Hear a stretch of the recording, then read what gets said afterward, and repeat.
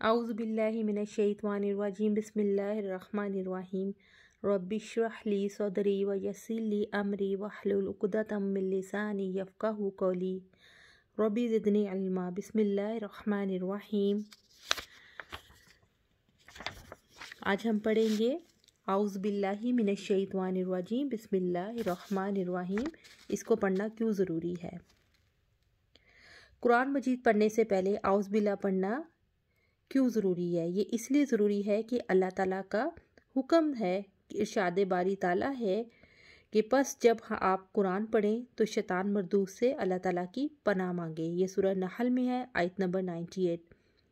अल्लाह ताला के हुक्म पर अमल पैरा होना वाजिब है। नबी करीम सल्लल्लाहु अलैहि वसल्लम ने भी हमेशा औज़ु बिल्लाह पढ़ी और ये कुरान हमें अल्लाह सुब्हान ताला का रास्ता बताती है। शैतान हमें इस रास्ते से रोकना चाहता है और सिर्फ अल्लाह ताला ही हमें इसके शर से बचा सकता है। शैतान के शर को दूर करना वाजिब है। शैतान कौन है? शैतान एक जिन है जो इंसान का दुश्मन है। रब्बुल इज़्ज़त ने इरशाद फरमाया है, और जब हमने फरिश्तों से कहा आदम को सजदा करो तो उन्होंने सजदा किया, मगर इब्लीस ने सजदा ना किया। वो जिनों में से था, चनाचा उसने अपने रब के हुक्म की नाफरमानी की। तो क्या तुम मेरी बजाय उसे और उसकी औलाद को दोस्त बनाते हो, हालांकि वो तुम्हारे दुश्मन हैं। जालिमों के लिए बहुत बुरा बदला है। सूरह कहफ 50। शैतान को आदम अलैहिस्सलाम को सजदा करने के लिए कहा गया था, तो उसने हसद की वजह से सजदा करने से इनकार कर दिया था। शैतान ने इंसान को गुमराह करने, फ़रेब देने और वादों के जाल में उलझाने के लिए अल्लाह ताला से इजाज़त मांगी थी।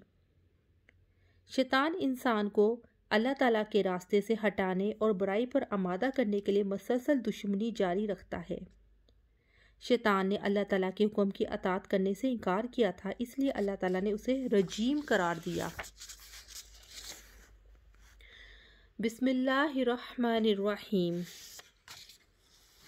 अब बिस्मिल्लाहिर्रहमानिर्रहीम की वजाहत करते हैं।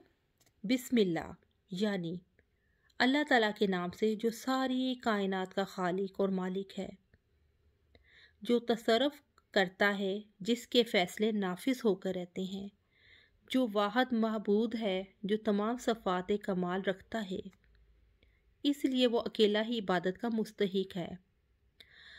अर्रहमानिर्रहीम वसी रहमत वाला, निहायत रहम वाला। अर्रहमान अर्रहीम दोनों अल्लाह ताला के नाम हैं। रहमत उसकी सिफ़त है जिससे वो मखलूक पर रहम करता है। तमाम नेमतें अल्लाह ताला की रहमत के आसार हैं। अल्लाह ताला की रहमत ने हर चीज़ का अहाता किया हुआ है। रब्बुल इज़्ज़त ने फरमाया, और मेरी रहमत ने हर चीज़ को घेर रखा है। सूरह अल-अराफ 156। अल्लाह ताला ने अनबिया सालिहीन के लिए अपनी रहमत को लाजिम कर दिया है। अल्लाह ताला के अस्मा व सफ़ात पर ईमान लाना वाजिब है। मसलन हमारा ईमान है कि अल्लाह सुब्हान ताला रहमान और रहीम है, वो रहमत का मालिक है। बिस्मिल्लाह के फ़ज़ाइल बयान करते हैं। हर काम का आगाज़ अल्लाह ताला के नाम से करना इस्लामी तरीक़ाकार है। रब्बुल इज़्ज़त ने इल्म का रिश्ता भी अपने नाम से जोड़ा है, जैसा कि फरमाया इक़रा बिस्मि रब्बिकल्लज़ी ख़लक़। आप पढ़ें अपने रब के नाम से जिसने पैदा किया। अल-अलक़ आयत नंबर 1। नमाज पहला फरीज़ा है जिसको वज़ू के बगैर अदा नहीं किया जा सकता। इबादत के लिए वज़ू करने का भी हुक्म अल्लाह ताला के नाम ही से दिया गया। नबी करीम सल्लल्लाहु अलैहि वसल्लम ने फरमाया, जो शख्स वज़ू से पहले बिस्मिल्लाह नहीं पढ़ता उसका वज़ू नहीं होता। ये तिरमिज़ी की रवायत है 25। ज़िबा करते वक्त बिस्मिल्लाह पढ़ना वाजिब है। नबी करीम सल्लल्लाहु अलैहि वसल्लम ने खाना खाने से पहले बिस्मिल्लाह पढ़ने का हुक्म दिया। अल्लाह ताला के नाम से सोना इस्लामी तरीका है। नबी करीम सल्लल्लाहु अलैहि वसल्लम ने सोने से पहले ये दुआ करनी सिखाई। अल्लाहुम्मा बिस्मिका अमूतु व अहिया। ए अल्लाह, तेरे नाम के साथ मरता हूँ اور زندہ ہوتا ہوں۔ یہ بخاری کی روایت ہے، آیت نمبر 6314۔ تمام کاموں سے پہلے برکت، مدد اور قبولیت کی امید پر بسم اللہ پڑھنا اسلامی طریقہ ہے۔ ہر سورت سے پہلے یہ نازل ہوئی۔ سیدنا عبداللہ بن عباس رضی اللہ تعالیٰ عنہ کہتے ہیں کہ نبی کریم صلی اللہ علیہ وآلہ وسلم سورت کی حد و انتہا کو نہیں جان پاتے تھے جب تک کہ بسم اللہ الرحمن الرحیم آپ پر نہ اتر جاتی۔ ابو داؤد 788۔ صحابہ اکرام رضی اللہ تعالیٰ عنہ نے اسی آیت سے تحریر قرآن مجید کا آغاز کیا۔ عام طور پر سمجھا جاتا ہے کہ آسانی سے ہر کام سے پہلے بسم اللہ پڑھی جا سکتی ہے اور آسانی سے ہر وقت اللہ تعالیٰ کو یاد کیا جا سکتا ہے۔ حقیقت یہ ہے کہ اللہ تعالیٰ سے رشتہ شعوری طور پر کوشش کرنے سے جڑتا ہے۔ یہ عقل اور روح کا رشتہ ہے، لہٰذا اس کے لیے شعوری کوشش کی ضرورت ہوتی ہے۔ اس کے لیے باقاعدہ طور پر اللہ تعالیٰ کی صفات پر غور و فکر کرنے کی ضرورت ہے۔ یا ارحم الراحمین ہم سب کو اس کی توفیق عطا فرما دے۔ الحمدللہ رب العالمین، سب تعریف اللہ تعالیٰ کے لیے جو سارے جہانوں کا مالک ہے۔ الحمدللہ، الحمدللہ کیا ہے؟ سب تعریف اللہ تعالیٰ کے لیے الحمدللہ کلمہ شکر ہے۔ رب العزت نے اپنی کتاب کے آغاز میں ہماری رہنمائی کی ہے کہ ہم اس کی نعمتوں کا شکر الحمدللہ کہہ کر ادا کریں۔ شکر کا انداز اللہ تعالیٰ کے خوبصورت ناموں اور اس کی اعلیٰ درجے کی صفتوں پر اپنایا گیا ہے۔ یہ ابن کثیر 5/1۔ اللہ تعالیٰ کی صفات کامل ہے اور اس کے افعال عدل پر مبنی ہے اور فضیلت والے ہیں۔ اللہ تعالیٰ کامل حمد کا مالک ہے، اس لیے سب تعریف اللہ تعالیٰ کے لیے ہے جیسا کہ اس کی ذات کے لائق ہے۔ رسول اللہ صلی اللہ علیہ وآلہ وسلم نے فرمایا، الحمدللہ کہنا میزان کو بھر دیتا ہے۔ مسلم کی روایت ہے 534۔ بندے اور رب کا تعلق شکر کا تعلق ہے۔ انسان شکر گزار ہوتا ہے تو رب قدردان بن جاتا ہے۔ یہ بندے اور رب کا رشتہ ہے۔ نبی کریم صلی اللہ علیہ وآلہ وسلم نے فرمایا، اللہ تعالیٰ سے زیادہ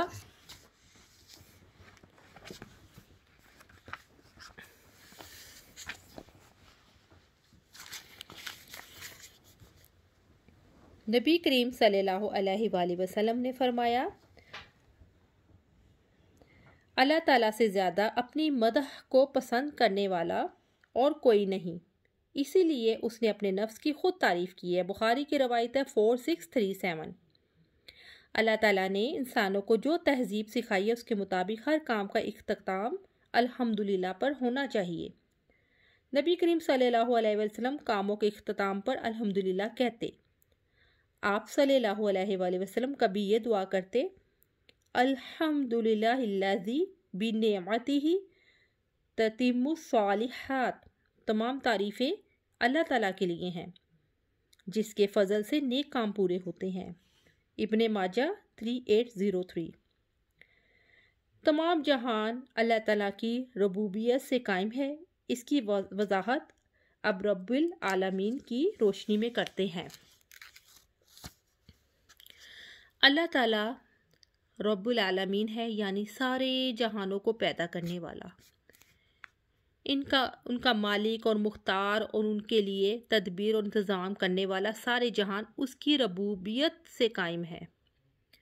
ربی، پالنے والا۔ رب کا مطلب ہے معبود، آقا، مالک اور مختار کل، جو اپنی ملکیت کی تمام چیزوں میں تصرف کا اختیار رکھتا ہو۔ وہ تمام جہانوں کا مربی ہے۔ عالمین، سارے جہانوں کا۔ اللہ تعالیٰ کے سوا ساری مخلوق عالم ہے اور عالمین اس کی جمع ہے۔ مخلوق کے لیے اللہ تعالیٰ کی تربیت کی دو قسمیں ہیں۔ تربیت عامہ، یعنی یہ کہ اللہ تعالیٰ نے پیدا کیا، اس نے رزق عطا کیا اور ان مصالح کی طرف رہنمائی کی جن میں ان کی دنیاوی زندگی کی بقا ہے۔ اور تربیت خاصہ اللہ تعالیٰ کے اولیاء کے لیے خاص ہے۔ اللہ تعالیٰ ایمان کے ذریعے تربیت کرتا ہے اور ان تمام چیزوں کو دور کرتا ہے جو حق کے راستے پر چلنے نہیں دیتے۔ اسی تربیت سے ہر نیکی کی توفیق ملتی ہے اور ہر برائی سے بچنے کی توفیق ملتی ہے۔ صرف اللہ تعالیٰ ہی نے ساری مخلوق کو پیدا کیا، وہ اکیلا ہی تدبیر کرتا ہے اور سارا عالم اس کا محتاج ہے۔ قال فرعون وما رب العالمین قال رب السماوات والارض وما بینہما ان کنتم موقنین۔ فرعون نے کہا، اور رب العالمین کیا ہے؟ موسیٰ نے کہا، آسمانوں کا اور زمین کا اور ان کا بھی رب جو ان کے درمیان ہے، اگر تم یقین کرنے والے ہو۔ سورہ شعراء 24-23۔ الحمدللہ رب العالمین کہنے کے انسان پر کیا اثرات مرتب ہوتے ہیں؟ انسان جب یہ کلمہ کہتا ہے تو اس کی سوچ اور عمل کائنات سے ہم آہنگ ہو جاتا ہے۔ جیسے کائنات اللہ تعالیٰ کے ہر حکم کی پابند ہے، ایسے ہی انسان بھی اپنے رب کا پابند ہو جاتا ہے۔ اس پر وہی اثرات مرتب ہوتے ہیں جو سیدنا ابراہیم علیہ السلام پر ہوئے تھے کہ وہ اپنی ساری توقعات رب سے باندھ کر رکھتے تھے، جیسا کہ فرمایا، سو بلا شبہ وہ سب میرے دشمن ہیں سوائے ایک رب العالمین کے جس نے مجھے پیدا کیا، پھر وہی میری رہنمائی کرتا ہے، وہی مجھے کھلاتا ہے، وہی مجھے پلاتا ہے، اور جب میں بیمار ہوتا ہوں تو وہی مجھے شفا دیتا ہے، اور جو مجھے موت دے گا پھر وہ مجھے زندہ کرے گا، اور جس سے میں طمع رکھتا ہوں کہ جزا کے دن وہ میری خطا بخش دے گا۔ سورہ شورى 77-82۔ الرحمن الرحیم، اللہ تعالیٰ کی صفت رحمت کی وضاحت الرحمن الرحیم کی روشنی میں۔ الرحمن الرحیم وسیع رحمت والا، نہایت رحم کرنے والا۔ اس آیت میں اللہ تعالیٰ کی رحمت کا ذکر ہے۔ اس نے اپنے اوپر رحمت کو لازم کر لیا ہے، فرمایا، کتب علی نفسہ الرحمہ، اس نے رحمت کرنا اپنے اوپر لکھ لیا ہے۔ سورۃ الانعام آیت 12۔ اللہ تعالیٰ کی صفات رحمان اور رحیم اور اس کی باقی صفات پر حاوی ہے، اس لیے رحمت کی شدت کو ظاہر کرنے کے لیے ان صفات کا دوبارہ تذکرہ کیا گیا ہے۔ ان صفات سے خالق اور مخلوق کا تعلق واضح ہوتا ہے۔ اللہ تعالیٰ کا تعلق بندے کے ساتھ شدید رحمت اور شفقت والا ہے۔ رب العزت نے فرمایا، اور کیا انہوں نے اپنے اوپر پرندوں کو نہیں دیکھا اس حال میں کہ وہ پر پھیلائے ہوئے ہوتے ہیں اور کبھی سمیٹ لیتے ہیں، رحمان کے سوا انہیں کوئی نہیں تھامتا۔ سورۃ ملک آیت 19۔ ارشاد باری ہے، فَبِأَيِّ آلَاءِ رَبِّكُمَا تُكَذِّبَانِ، تو اے جن و انس تم دونوں اپنے رب کی کن کن نعمتوں کو جھٹلاؤ گے، یعنی تم دونوں اپنے رب کی کن کن نعمتوں کو جھٹلاؤ گے۔ سورہ رحمان آیت 21۔ نبی کریم صلی اللہ علیہ وآلہ وسلم نے فرمایا ہے، اللہ تعالیٰ نے رحمت کے 100 حصے بنائے اور اپنے پاس ان میں سے 99 حصے رکھے، صرف ایک حصہ زمین پر اتارا، اور اسی کی وجہ سے تم دیکھتے ہو کہ مخلوق ایک دوسرے پر رحم کرتی ہے، یہاں تک کہ گھوڑی بھی اپنے بچے کو اپنے سمت نہیں لگنے دیتی، بلکہ سموں میں اٹھا لیتی ہے کہ کہیں اس سے اس کے بچے کو تکلیف نہ پہنچے۔ بخاری 6000۔ سیدنا عبداللہ بن عمرو رضی اللہ تعالیٰ عنہ سے روایت ہے، رسول اللہ صلی اللہ علیہ وآلہ وسلم نے فرمایا، رحم کرنے والوں پر رحمان بھی رحم کرتا ہے، زمین والوں پر رحم کرو، تم پر آسمان والا رحم کرے گا۔ ترمذی 1924۔ اللہ تعالیٰ کی رحمت کے تذکرے سے انسان کے دل پر کیا اثر مرتب ہوتے ہیں؟ اللہ تعالیٰ کی رحمت بندہ مومن کو اللہ تعالیٰ کا شکر ادا کرنے پر ابھارتی ہے۔ انسان کو یہ یقین آ جاتا ہے کہ میرا رب مجھے میرے وقت، میرے مال، میری صلاحیتوں اور میری قوتوں کو رائیگاں نہیں جانے دے گا۔ انسان کو یہ بھی یقین آتا ہے کہ اللہ تعالیٰ میری اس زندگی کے ہر عمل کو فائدہ مند بنا دے گا۔ یہ رب کی رحمت ہے جو انسان کے اندر امید ابھارتی ہے۔ رحمت کی وجہ سے بندے اور رب کے درمیان امید کا رشتہ ابھرتا ہے۔ یہ امید کا رشتہ ہے، امید ختم ہو جائے تو یوں سمجھ لیجئے کہ زندگی کی راحتیں ہی ختم ہو گئیں۔ اسی وجہ سے رب نے مایوسی کو کفر قرار دیا ہے۔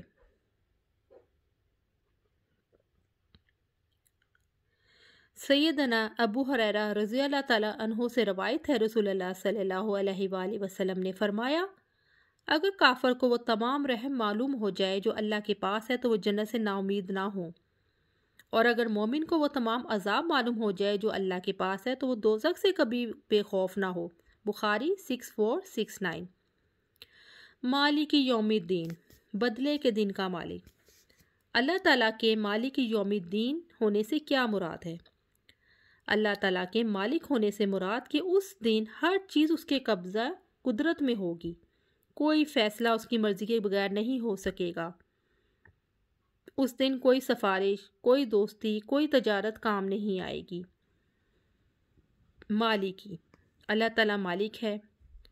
مالک وہ ہوتا ہے جو حکم دے، روک لے، جو نیکیوں کا بہترین ثواب دے، جو گناہوں پر سزا دے اور ہر قسم کا تصرف کرے۔ یوم الدین، بدلے کا دن۔ اللہ تعالیٰ جزا کے دن کا یعنی قیامت کے دن کا مالک ہے۔ جزا کے دن سارے اختیارات اللہ تعالیٰ کے پاس ہوں گے۔ رب العزت کا فرمان ہے، وَمَا أَدْرَاكَ مَا يَوْمُ الدِّينِ ثُمَّ مَا أَدْرَاكَ مَا يَوْمُ الدِّينِ يَوْمَ لَا تَمْلِكُ نَفْسٌ لِنَفْسٍ شَيْئًا وَالْأَمْرُ يَوْمَئِذٍ لِلَّهِ۔ اور تم کیا جانو کہ جزا کا دن کیا ہے؟ پھر تم کیا جانو کہ وہ جزا کا دن کیا ہے، جس دن کسی جان کو کسی جان کے لیے کوئی اختیار نہ ہوگا۔ اس دن حکم صرف اللہ تعالیٰ کا ہی ہوگا۔ سورۃ الانفطار 17 سے 19۔ اب حدیث دیکھ لیتے ہیں۔ سیدنا عبداللہ بن عمر رضی اللہ تعالیٰ عنہ سے روایت ہے کہ رسول اللہ صلی اللہ علیہ وآلہ وسلم نے فرمایا، قیامت کے دن اللہ تعالیٰ آسمانوں کو لپیٹ لے گا، پھر انہیں اپنے دائیں ہاتھ میں لپیٹ کر فرمائے گا، میں بادشاہ ہوں۔ زور والے جابر بادشاہ کہاں ہیں؟ تکبر کرنے والے کہاں ہیں؟ پھر زمینوں کو اپنے دائیں ہاتھ میں لے کر فرمائے گا، میں بادشاہ ہوں۔ زور والے جابر بادشاہ کہاں ہیں؟ تکبر والے کہاں ہیں؟ مسلم 7051۔ جزا کے دن لوگوں کو ان کے اعمال کا پورا بدلہ دیا جائے گا۔ جزا کے دن اللہ تعالیٰ کی کامل ملکیت، کمال حکمت اور کمال عدل مخلوق پر ظاہر ہو جائے گا۔ جزا کے دن اللہ تعالیٰ کی کامل ملکیت، کمال حکمت مخلوق پر ظاہر ہو جائے گا، اور جزا کے دن جبریل اور دیگر فرشتے صفے باندھے کھڑے ہوں گے۔ جس دن جبریل اور فرشتے صفا بستہ کھڑے ہوں گے، کوئی بات نہیں کرے گا مگر جس کو رحمان اجازت دے گا، اور وہ درست بات کرے گا۔ النبا 38۔ جزا کے دن وہی بات کرے گا جس کو رحمان کی طرف سے اجازت دی جائے گی۔ جس دن وہ آئے گا کوئی شخص اس کی اجازت کے سوا کلام نہ کر سکے گا، چنانچہ ان میں کچھ بدبخت اور کچھ نیک بخت ہوں گے۔ سورۃ ہود آیت نمبر 105۔ جزا کے دن سب جزا سزا کے فیصلے کا انتظار کر رہے ہوں گے، اس کے ثواب کی امید رکھیں گے اور عذاب سے خوف کھائیں گے۔ اللہ تعالیٰ الرحمن ہے تو پھر وہ سزا کیوں دیں گے؟ اللہ تعالیٰ الرحمن ہے پھر وہ سزا دیں گے اس لیے کہ دنیا میں تمام اعمال کا بدلہ نہیں مل سکتا۔ یہ اللہ تعالیٰ کی رحمت کا تقاضا ہے کہ وہ انصاف اور عدل بھی کرے۔ اللہ تعالیٰ الرحمن ہے لیکن بے انصاف نہیں ہے، اس لیے جن کو برے اعمال اور زیادتیوں کی سزا دنیا میں نہیں ملتی، ان کے لیے اللہ تعالیٰ نے دوزخ تیار کر رکھی ہے۔ وہ قدر کرنے والا ہے اس لیے کہ اس نے نیک کام کرنے والوں کے لیے جنت تیار کر رکھی ہے۔ اللہ تعالیٰ نے قرآن مجید کے آغاز میں اپنی صفات کا تعارف کروایا ہے۔ ان پر غور و فکر کرنے سے انسان کو کیا فائدہ ہوتا ہے؟ جو اللہ تعالیٰ کی صفات پر غور و فکر کرتا ہے، اصل میں اسی کو اللہ تعالیٰ کی پہچان ملتی ہے۔ اور اس طریقے سے اللہ تعالیٰ کی مرضی کے مطابق جینا سیکھ لیتا ہے۔ جو لوگ اللہ تعالیٰ کی صفات پر غور و فکر کرتے ہیں ان کی زندگی بدل جاتی ہے، سوچ بدلتی ہے، عمل بدلتا ہے، سرگرمیاں بدلتی ہیں۔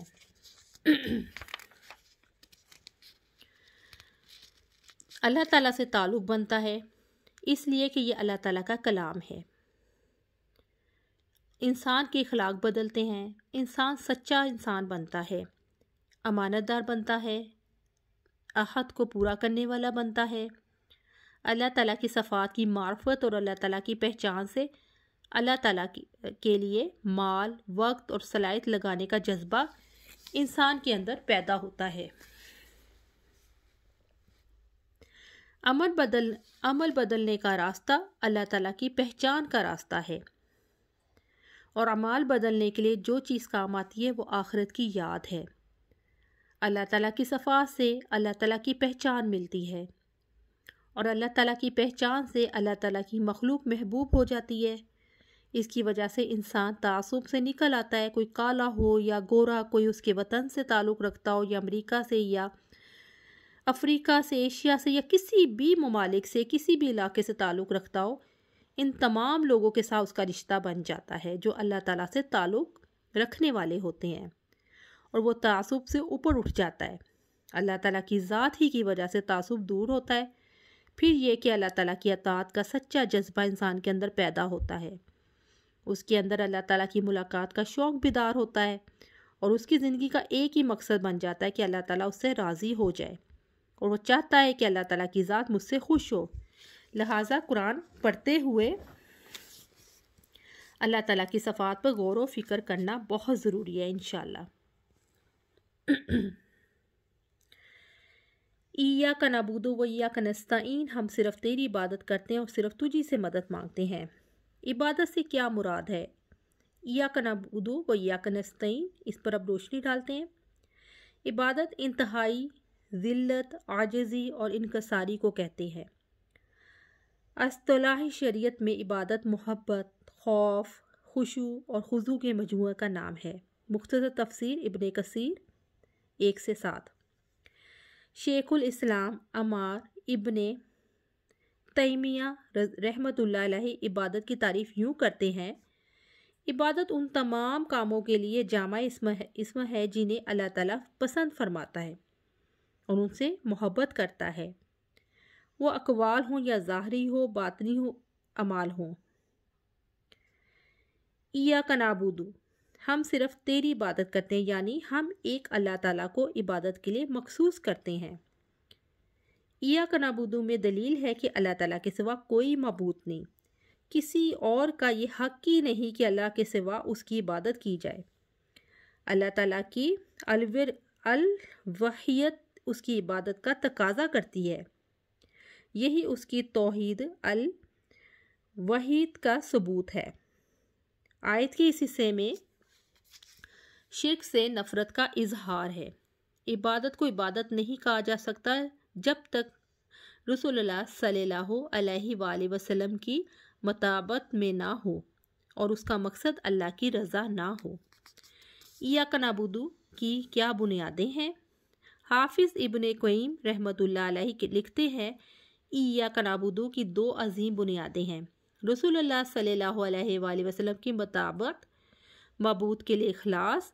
معبود کے لیے اخلاص یہ ہے کہ سارے اقوال اور اعمال اور اس کے لیے ہوں، اور عطا کرنا اور روک لینا اس کے لیے ہو، اور محبت اور نفرت اسی کے لیے ہو، ظاہری اور باطنی معاملات اسی کے لیے ہو، کسی معاملے کی جزا انسانوں سے طلب نہ کی جائے اور نہ ان سے عزت چاہی جائے، نہ تعریف اور نہ ان کی مذمت کا خوف رکھا جائے، اور جو سارے اعمال اللہ تعالیٰ کے لیے انجام دیتے ہیں وہ اللہ تعالیٰ کی عبادت کرتے ہیں، اور اسی کا رب العزت نے مطالبہ کیا ہے۔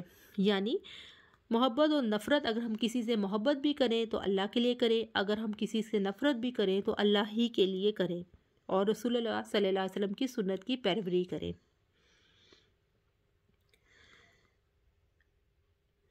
اور انہیں اس کے سوا کوئی حکم نہیں دیا گیا کہ اللہ تعالیٰ کی وہ عبادت کریں، اس حال میں کہ وہ دین کو اللہ تعالیٰ کے لیے خالص کرنے والے، یکسو ہونے والے ہوں۔ البنیہ 5۔ عبادت صرف اللہ تعالیٰ کا حق ہے۔ اس کی وضاحت یہ ہے کہ عبادت صرف اللہ تعالیٰ کا حق ہے کیونکہ اس نے ہمیں پیدا کیا ہے۔ تمام نعمتیں اللہ نے ہمیں عطا کیں۔ زندگی اور موت کے سارے اختیار اللہ ہی کے قبضے میں ہے، اس لیے اس کا حق ہے کہ زندگی کو اس کی مرضی کے مطابق گزارا جائے۔ توہمات، غلط طور طریقے، رسوم رواج سے بچا جائے، لوگوں کے نہیں بلکہ اللہ کی مانی جائے۔ رب العزت کا فرمان ہے، یا ایھا الناس اعبدوا ربکم الذی خلقکم والذین من قبلکم لعلکم تتقون۔ اے لوگو، اپنے رب کی عبادت کرو جس نے تمہیں اور ان لوگوں کو پیدا کیا جو تم سے پہلے تھے تاکہ تم تقوی اختیار کرو۔ سورۃ بقرہ آیت 21۔ نبی کریم صلی اللہ علیہ وآلہ وسلم نے فرمایا، اللہ تعالیٰ کا بندوں پر حق یہ ہے کہ بندے اسی کی عبادت کریں اور کسی چیز کو بھی اس کا شریک نہ بنائیں۔ بندوں کا حق اللہ تعالیٰ پر یہ ہے کہ جب وہ اللہ تعالیٰ کا حق ادا کرے تب وہ انہیں عذاب نہ دے۔ بخاری 6500۔ اللہ تعالیٰ اور بندے کے درمیان کے رشتے کی وضاحت کی روشنی کرتے ہیں۔ اب استعانت کا مطلب جلب منفعت یعنی نفع حاصل کرنے اور دفع ضرر یعنی نقصان کو دور کرنے کے حصول میں پورے وثوق کے ساتھ اللہ تعالیٰ پر اعتماد اور بھروسہ کرنا ہے۔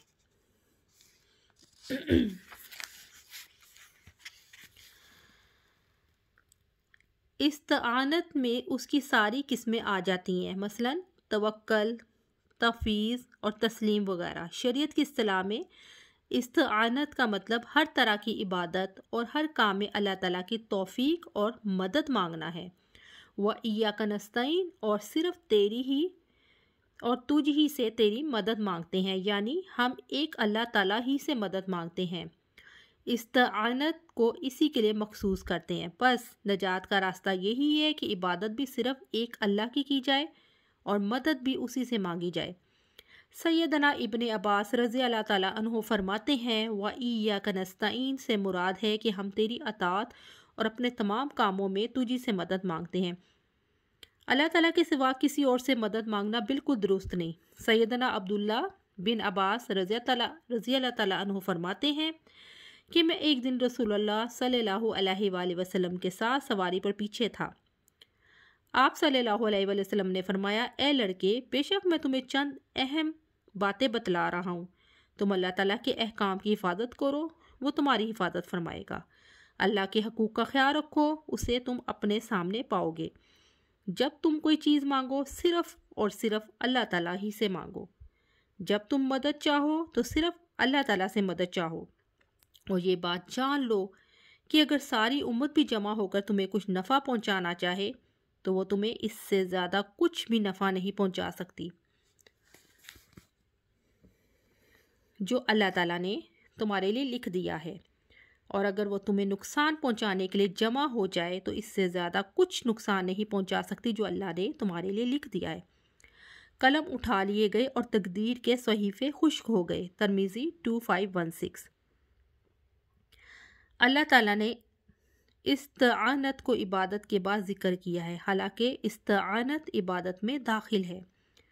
اس کی وجہ یہ ہے کہ بندہ اپنی تمام عبادات میں اللہ تعالیٰ کی مدد کا محتاج ہے۔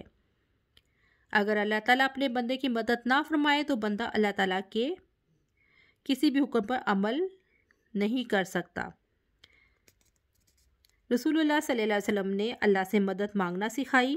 سیدنا معاذ بن جبل رضی اللہ تعالیٰ عنہ سے روایت ہے کہ رسول اللہ صلی اللہ علیہ وسلم نے میرا ہاتھ پکڑا اور فرمایا، اے معاذ، قسم اللہ تعالیٰ کی میں تم سے محبت کرتا ہوں، قسم اللہ تعالیٰ کی میں تم سے محبت کرتا ہوں۔ پھر فرمایا، اے معاذ، میں نصیحت کرتا ہوں ہر نماز کے بعد یہ دعا پڑھنا کبھی نہ چھوڑنا نہ بھولنا، اللہم اعنی علی ذکرک و شکرک و حسن عبادتک۔ اے میرے اللہ، اپنا ذکر کرنے والا، شکر کرنے والا اور اچھی عبادت کرنے میں میری مدد فرما۔ ایاک نعبد و ایاک نستعین کہ انسان پر کیا اثرات ہوتے ہیں۔ اپنے آپ کو اللہ تعالیٰ کا غلام سمجھیں، اللہ تعالیٰ کو اپنی زندگی کا مالک سمجھیں، اللہ تعالیٰ کو اپنی موت کا مالک سمجھیں، اپنے سارے معاملات اللہ تعالیٰ کے سپرد کر دیں، ہر مشکل میں اللہ سے مدد مانگیں اور اللہ تعالیٰ پر بھروسہ کر کے مطمئن ہو جائیں۔ اہدنا الصراط المستقیم۔ صراط المستقیم سے کیا مراد ہے، اس کی وضاحت کرتے ہیں۔ صراط المستقیم وہ راستہ ہے جو جنت تک پہنچاتا ہے، یہ حق کی معرفت اور اس پر عمل کرنے کا نام ہے۔ صراط المستقیم وہ شریعت ہے جس کو رسول اللہ صلی اللہ علیہ وآلہ وسلم لے کر آئے۔ بندے کے لیے اپنی سعادت کا کوئی راستہ صراط المستقیم پر استقامت کے سوا کچھ نہیں، اور استقامت کے لیے کوئی راستہ رب العزت کی ہدایت کے بغیر نہیں۔ جیسے عبادت استعانت کے بغیر ممکن نہیں، ایسے ہی صراط المستقیم پر استقامت اس کی ہدایت کے بغیر ممکن نہیں۔ صراط المستقیم سے مراد اسلام ہے، یعنی وہ راستہ جو اللہ تعالیٰ نے انسانوں کے لیے کھولا، جس پر چلنے کی دعوت اس کے رسولوں نے دی، جس پر اس کے نیک بندے چلتے رہے، جو ہمیں اس کی رضا اور جنت تک لے جا سکتا ہے۔ سیدھا راستہ صرف اللہ تعالیٰ ہی دکھا سکتا ہے،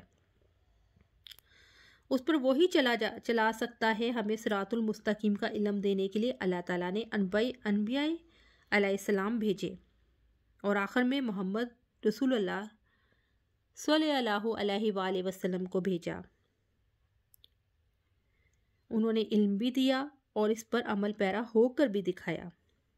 ان کی ذات اور ان کے قائم کردہ نظام میں صراط المستقیم کا بہترین نمونہ ہے۔ اہدنا الصراط المستقیم، ہمیں سیدھے راستے پر چلا، یعنی سیدھے راستے کی جانب ہماری رہنمائی فرمائیے اور اس پر چلنے کی توفیق فرمائیے، آمین۔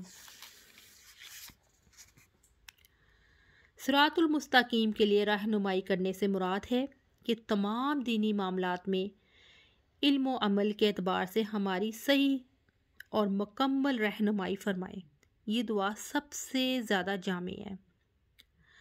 انسان پر واجب ہے کہ اپنی ہر رکعت میں اس کے ذریعے اللہ تعالیٰ سے دعا کرے، کیونکہ وہ اس کا ضرورت مند ہے، اور جو اللہ تعالیٰ کے دین کو مضبوطی سے پکڑے گا تو یقیناً وہ سیدھے راستے کی طرف ہدایت دیا جائے گا۔ سورۃ آل عمران آیت 101۔ صراط المستقیم پر تو مسلمانوں کا صرف وہی فرقہ ہے جس کے متعلق آپ صلی اللہ علیہ وآلہ وسلم نے فرمایا، ما انا علیہ و اصحابی، جس پر میں اور میرے صحابہ ہیں۔ ترمذی کتاب الایمان۔ رسول اللہ صلی اللہ علیہ وآلہ وسلم نے ایک دعا اور سکھائی، اے اللہ مجھے ثابت قدم رکھ اور مجھے ہدایت یافتہ اور ہدایت دینے والا بنا دے۔ بخاری 6 سے 161۔ اسی طرح سے نبی کریم صلی اللہ علیہ وآلہ وسلم دعا مانگتے تھے، اللہم الہمنی رشدی وعذنی من شر نفسی، اے اللہ میرے دل میں میری ہدایت ڈال دیجئے اور مجھے میرے نفس کی برائی سے بچا لیجئے۔ اللہ تعالیٰ سے دعا ہے کہ ہمیں سیدھے راستے پر چلا دے۔ یا الہی ہمارے دلی شوق اور جذبوں کی ڈور آپ کے ہاتھ میں ہے، آپ ہماری رہنمائی فرمائیے۔ ہمیں اب ایسے شوق پر اختیار ہی نہیں جب تک آپ کی مدد نہ شامل ہو، ہمارے جذبوں میں بھی وسعت نہیں آتی، اس لیے ہمیں سیدھے راستے پر چلنے کا ذوق اور شوق عطا فرمائے، اور بہترین انسانوں کی صحبت اور ان کا تعاون عطا فرمائے، اور ان تک ہماری رہنمائی فرمائے۔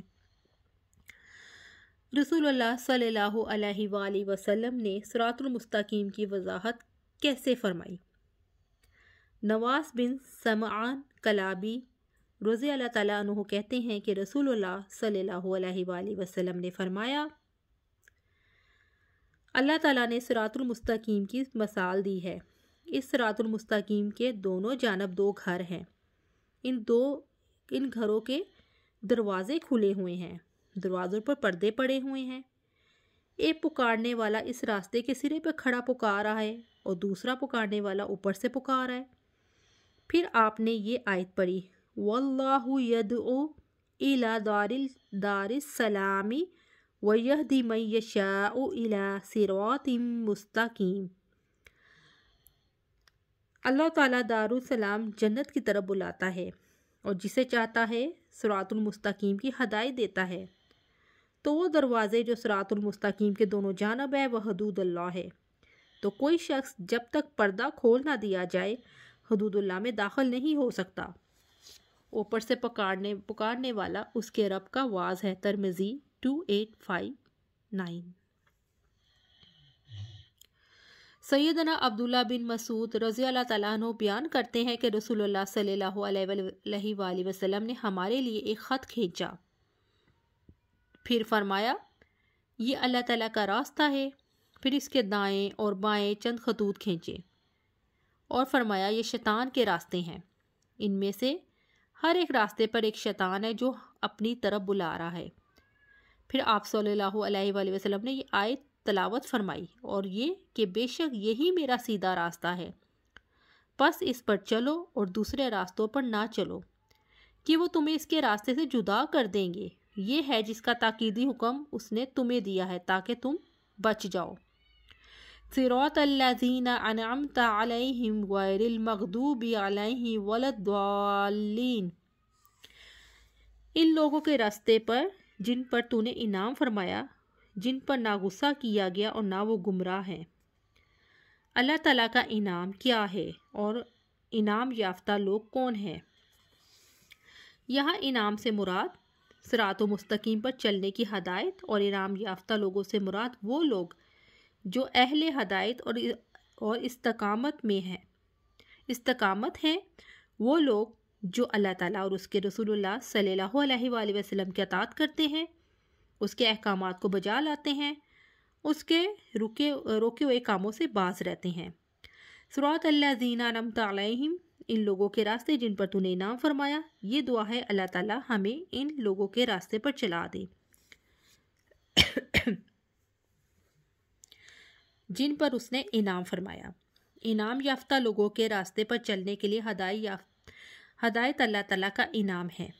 یہ وہ راستہ ہے جس پر وہ لوگ چلے جن پر اللہ تعالیٰ کا انعام ہوا، یعنی انبیاء، صدیقین، شہداء اور صالحین۔ رب العزت نے فرمایا، اور جو اللہ تعالیٰ اور اس کے رسول کی اطاعت کرے گا تو وہ ان کے ساتھ ہوں گے جن پر اللہ تعالیٰ نے انعام کیا، نبیوں اور صدیقوں اور شہیدوں اور صالحین میں سے، اور یہی بہترین ساتھی ہیں۔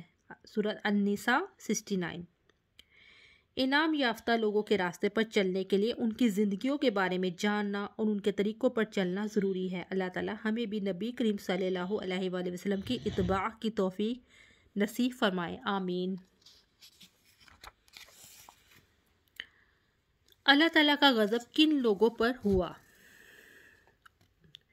غیر المغضوب علیہم، سب سے پہلے اللہ تعالیٰ کا یہ غضب ابلیس پر ہوا جس نے نافرمانی کی اور تکبر کیا۔ جن پر نہ غیر المغضوب علیہم، جن پر نہ غصہ کیا گیا، یعنی ان لوگوں کے راستے پر نہ چلانا جن پر اللہ تعالیٰ کا غضب ہوا۔ جن لوگوں نے حق کو پہچان کر اسے ترک کر دیا، مثلا یہود وغیرہ۔ اکثر مفسرین کے خیال میں مغضوب لوگوں سے مراد یہودی ہیں جن کو اللہ تعالیٰ نے بندر اور سور بنا دیا تھا۔ رب العزت نے فرمایا، وہ جن پر اللہ تعالیٰ نے لعنت کی اور جن پر غصے ہوا، اور ان میں سے جن کو اس نے بندر اور سور بنا دیا۔ المائدہ 60۔ غضب اللہ تعالیٰ کی صفت ہے، اس سے مراد اللہ تعالیٰ کا عقوبت یا سزا دینے کا ارادہ ہے۔ غضب اللہ تعالیٰ کی ذاتی صفت ہے، اس بارے میں حدیث ہے، بے شک صدقہ رب کے غضب کو بجھا دیتا ہے، یہ اس کی فعلی صفت ہے۔ المغضوب علیہم کے ساتھ ہمارا رویہ کیسا ہونا چاہیے؟ حافظ ابن قیم رحمۃ اللہ علیہ کہتے ہیں کہ مومنوں پر یہ حق ہے کہ وہ ان پر غضب ناک ہو۔ المغضوب علیہم میں غضب کا فاعل ذکر نہیں کیا گیا۔ اس میں یہ نقطہ بدی ہے کہ ان پر اللہ تعالیٰ کا غضب ہے اور مومنوں کا غضب ہے۔ اللہ تعالیٰ نے مومنوں کو اہل غضب سے دشمنی کا حکم دیا ہے تاکہ مومن اپنے رب کے غضب کی موافقت کریں اور اس سے راضی ہو جائیں جس سے اللہ تعالیٰ راضی ہو، اور یہی عبودیت